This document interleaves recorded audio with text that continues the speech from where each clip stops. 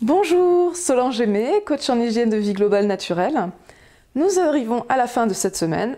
Pensez moins, ressentez plus, qui fait partie du défi cette semaine vers le bonheur que je vous ai lancé. Donc, il y a une semaine, tout juste une semaine. Donc, avant tout, je vous remercie pour vos commentaires, d'avoir participé au défi avec moi. Donc, il y a eu pas mal de petites choses qui sont ressorties, très intéressantes.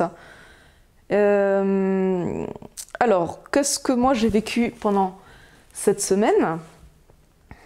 Eh bien, au début, lorsque j'ai lu cette affirmation, en y réfléchissant un petit peu, voilà, au tout début, le premier jour, lorsque j'ai lancé le défi, ça m'évoquait pas grand-chose. Je me disais, mais en quoi, pourquoi plus de bonheur en appliquant cette affirmation-là? Donc vraiment, voilà, j'ai lancé le défi, je me suis dit, allez, on y va, mais je savais pas du tout dans quoi je me lançais, c'est vraiment une expérimentation. Et donc voilà, au début, j'avais du mal avec, je voyais pas trop. Et donc au fur et à mesure des jours, il y a des choses qui sont arrivées à moi, j'ai pensé à plusieurs choses, ça m'a évoqué, finalement, ça m'a évoqué pas mal de choses. Donc, une première chose, ça m'a évoqué l'intuition. Puisque l'intuition, comment dire, c'est quelque chose qui vient de l'intérieur. Il faut être vraiment dans le ressenti pour ressentir ses intuitions, puisque quand on est dans les pensées, quand on est dans le mental, on pense à plein de choses, on n'est pas connecté vraiment à l'intérieur de nous-mêmes, et on passe à côté de nos intuitions.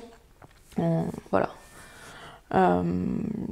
Donc ça m'a évoqué l'intuition, le fait de penser moins, ressentir plus. Et donc comme je le disais aussi, la pensée c'est plus dans le mental, tandis que le ressentir, je dis c'est plus dans le cœur. C'est ce que ça m'évoque en tout cas moi. Et après aussi ce qui m'est venu, c'est ressentir. Mais le ressenti, ça peut être émotionnel, les émotions, je ressens des émotions, ou ça peut être physique aussi, je ressens des choses dans mon corps. Et lorsque on est beaucoup dans les pensées, on n'est pas connecté à notre ressenti, ça c'est clair. Je pense que voilà, il suffit de l'expérimenter un minimum voilà, pour se rendre compte de cela. Un exemple, on peut évoquer quelques exemples. Par exemple, quand on se fixe qu'on doit faire quelque chose, on a quelque chose à faire vite, par exemple j'ai des invités, il faut que je prépare mon repas par exemple, ben le mental va être très occupé. Voilà, il faut que je fasse ci, il faut que je fasse ça, tac tac tac, on est vraiment dans l'action, dans le mental. Mais par exemple, au niveau du ressenti, le corps, il peut être fatigué, mais quand on est c'est un exemple, quand on est dans cette situation-là, on n'a pas le temps d'être dans le ressenti, de dire oh là, je suis fatigué. Enfin, si on peut se sentir fatigué, mais on peut avoir tendance à pas comment dire, pas le renier, mais on va pas y penser, quoi.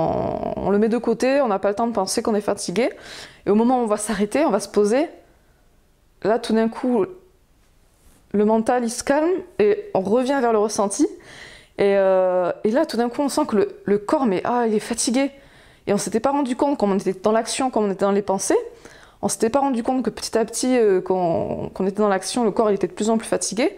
Et au moment où on s'arrête, pam, là, on sent que le corps, tout d'un coup, on ressent dans notre corps vraiment ce qui se passe. Au moment où, voilà, on se pose, où on est dans le ressenti. Donc, quand on est dans les pensées, on est moins dans le ressenti. Alors, ce qui m'est venu d'autre, l'instant présent. Ça m'a évoqué l'instant présent, puisque moi, en tout cas, ce que ça m'évoque, ce que j'observe, c'est quand je suis dans les pensées, en général, les pensées, c'est quoi? C'est on pense au passé, ce qui s'est passé dans la journée, la veille, des altercations qu'on a eues avec des gens, ou des bons moments qu'on a eus. On pense à l'avenir, on pense à nos projets. Et donc, quand on est dans les pensées, pour moi en tout cas, on n'est pas dans le présent, on n'est pas dans l'instant présent.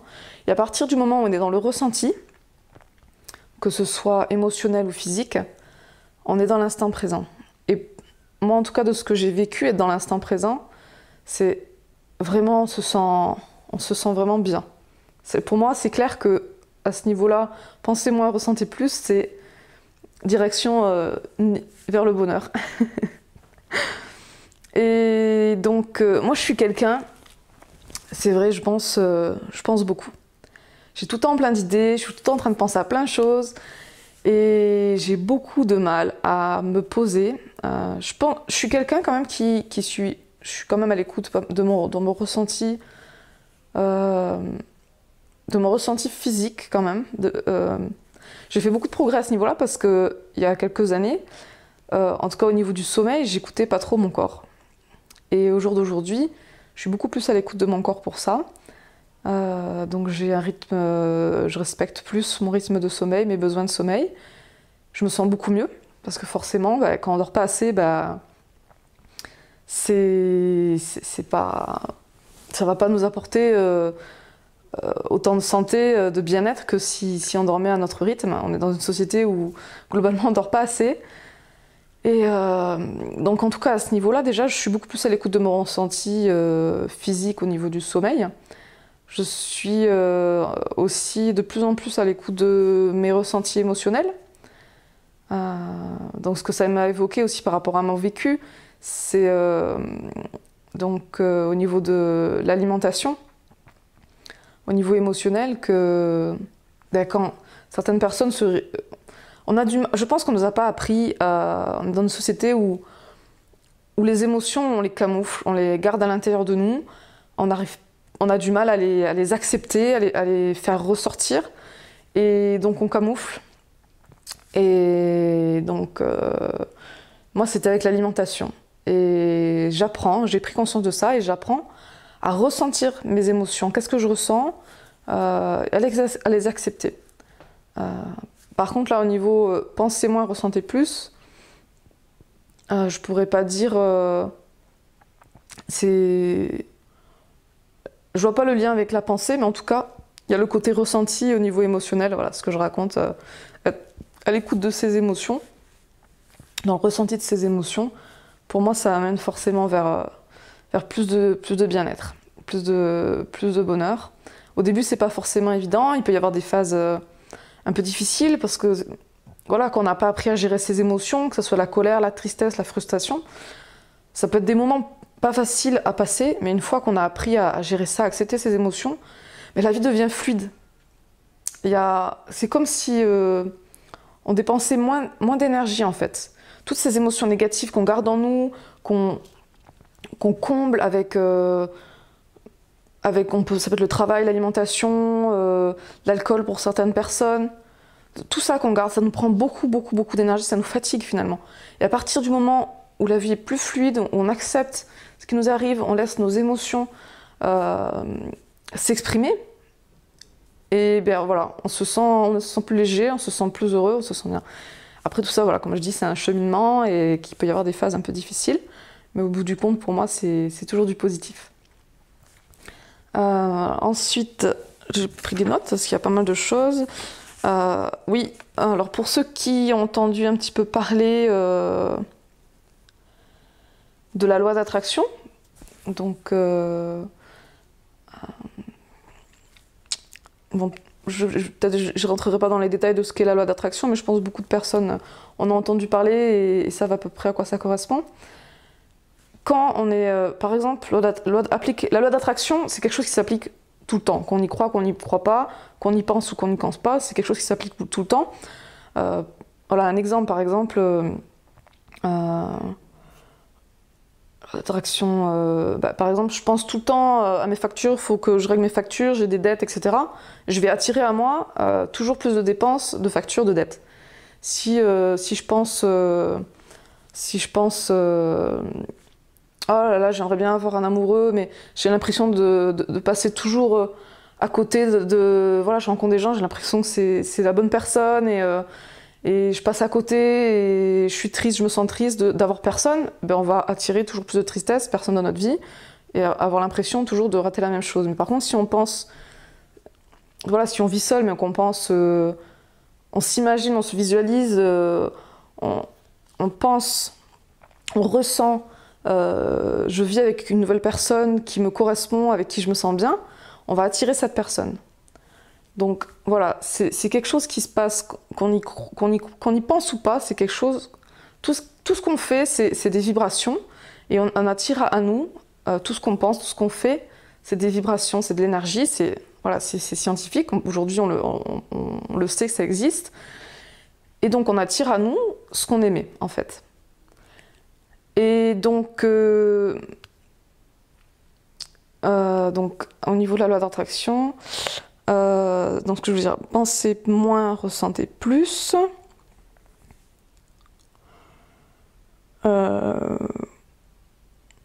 Ouais, c'est que parfois les pensées on contrôle pas trop. Ça va un petit peu dans tous les sens. Et si on veut quelque chose, si on décide d'utiliser la loi d'attraction pour attirer à nous des choses qu'on veut, à ce moment-là, il faut être dans le ressenti. Vraiment, ça se passe au niveau du cœur. Si on dit mentalement des choses, c'est bien, mais faut être vraiment dans le ressenti. Ressentir ce qu'on veut, ce qu'on désire, ressentir la joie, ressentir le bonheur pour l'attirer à nous. Donc voilà ce que cette affirmation m'a évoqué. Ça m'a évoqué la pensée créatrice, la loi d'attraction.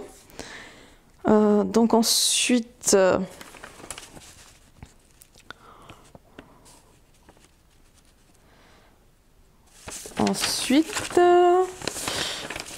excusez-moi. Ah oui, autre chose aussi très intéressante qui m'est venue, c'est dans les relations entre les personnes, dans la communication. Pensez moins, ressentez plus. C'est-à-dire que souvent, comme chaque personne a des vécus différents, en communication, en fait, on dit « je pense A », je dis B et la personne comprend C. C'est-à-dire qu'on a tendance à aussi... Déjà, il faut savoir bien exprimer ce qu'on veut dire pour éviter le A de passer de A à B. Si déjà on essaie de réfléchir à bien exprimer ce qu'on veut dire, on va éviter la transformation du A en B. Et si en plus la personne qui nous écoute... comment dire, la personne qui nous écoute n'a pas le même vécu que nous et peut avoir tendance à interpréter ce qu'on va dire. Alors, un exemple...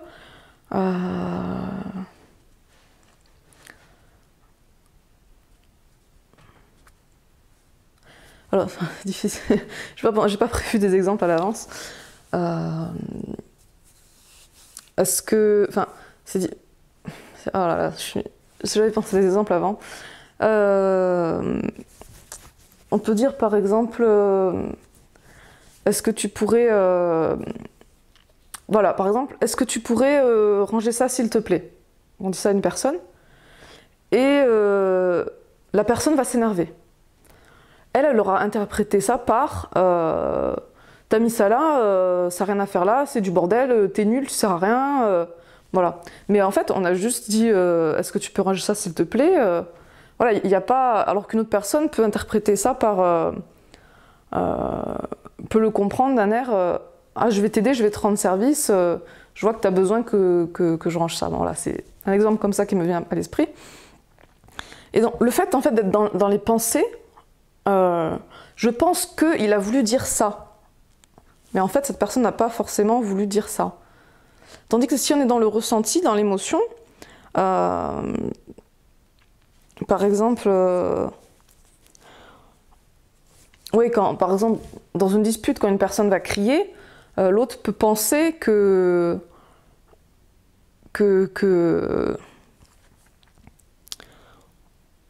lui en veut ou qu'elle est en colère contre elle, alors qu'en fait, si on revient vers le ressenti, les personnes peuvent dire j'ai crié, c'est pas parce que je t'en veux ou j'ai de la colère contre toi, c'est parce que je me sens mal, je ressens de l'injustice, je ressens de l'incompréhension, je ressens de la tristesse.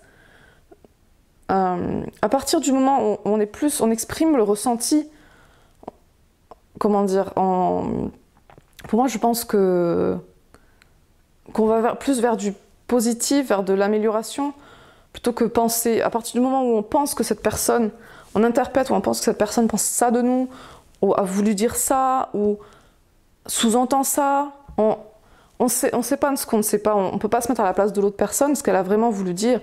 Et au lieu de s'énerver contre l'autre personne ou de l'en vouloir, je trouve que c'est mieux de dire ce qu'on ressent. Voilà, tu m'as dit ça, voilà ce que je ressens. J'ai eu l'impression que tu as voulu dire ça, je ressens de la tristesse, de la colère, etc. Bon voilà, je sais pas si j'ai réussi à bien exprimer ce que je voulais dire. Mais en tout cas, voilà, c'est ce que me faisait penser cette affirmation, pensez moins, ressentez plus, au niveau de la communication et des relations humaines. Si dans nos relations, on essayait d'être moins dans les pensées et plus dans le ressenti, je pense qu'il y aurait moins d'altercations, plus de bien-être. Ensuite, il y a une question que je me suis posée, parce que je lis beaucoup en ce moment. Quand on lit, est-ce qu'on est dans les pensées ou est-ce qu'on est dans le ressenti? Je me suis posé cette question-là. Et donc, finalement, j'ai pas l'impression qu'on soit ni dans les pensées ni dans le ressenti quand on lit. Qu'est-ce que vous en pensez, vous? Qu'est-ce que ça vous évoque quand on lit un livre là, ou un article ou je ne sais pas? Moi, c'est des livres que je lis en ce moment. Après, ça dépend, peut-être si c'est un roman où il va y avoir de l'émotionnel, donc on va être dans le ressenti quand on va lire. Mais si c'est un livre qui va nous apprendre des choses